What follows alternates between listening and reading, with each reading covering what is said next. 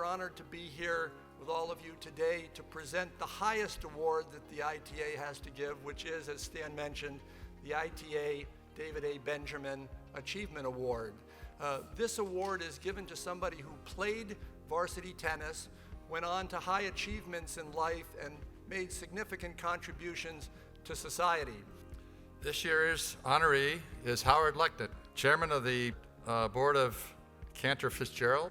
In 1983, immediately upon graduation from Haverford with a degree in economics, Howard joined Cantor Fitzgerald, one of the world's leading financial services firms and a major force in the Wall Street bond market.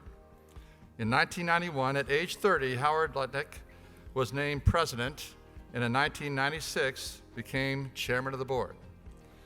On September 11th, 2001, Cantor Fitzgerald became an epitome of the tragedy of the day, losing 3/4 of the employees. 558 people, accounting for almost a quarter of all those who perished in New York City, including Howard's young brother, Gary.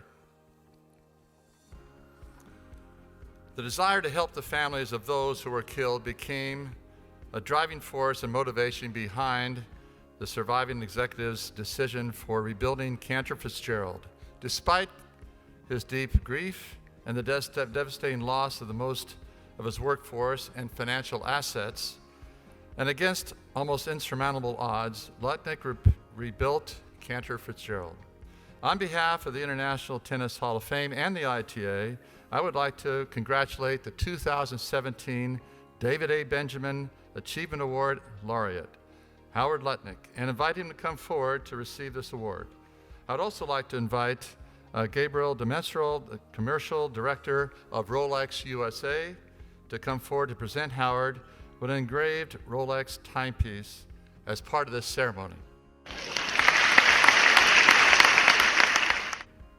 So, the concept of me receiving an award for tennis seems, it's unthinkable actually. So,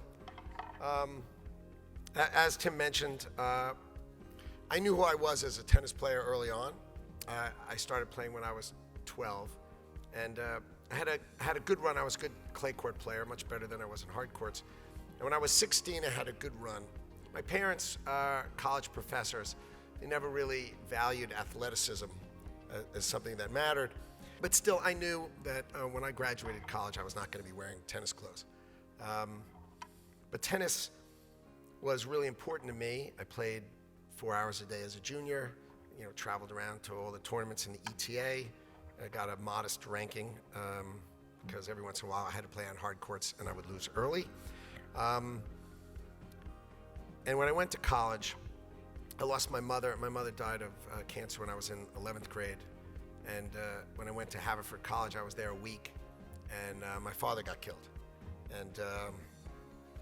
And so I left school, and you lose one parent, it's one thing. You lose a second parent, it's a whole another thing. And about a month later or so, I told the school I was going to drop out. I was going to take care of my brother. My sister was going to finish college, and then we were going to switch. And so Haverford College called me just around that time, and they said, look, we'll pay for we'll give you a full ride. We'll pay for everything, just come back. And I love Haverford because they were my family when my family wasn't around.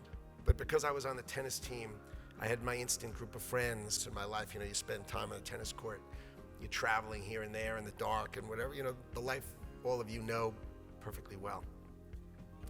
And it helped really build me the foundation. So my college tennis team and my college tennis was the place where I went to feel like who I was while the world was spinning around me. But I knew that the world would get better. And so I would speak to a widow on the phone, and I would say something and she would laugh. I'd say, 23 hours, 59 minutes, and 45 seconds were bad, but you laughed. It's a rally. And together, for the families, we rebuilt the company. And that was the rallying cry. What was the most important thing to me in my life was to rebuild the firm so I could take care of my friends' families. You lose so many beautiful people who I hired, who are, all my friends, everyone I worked with.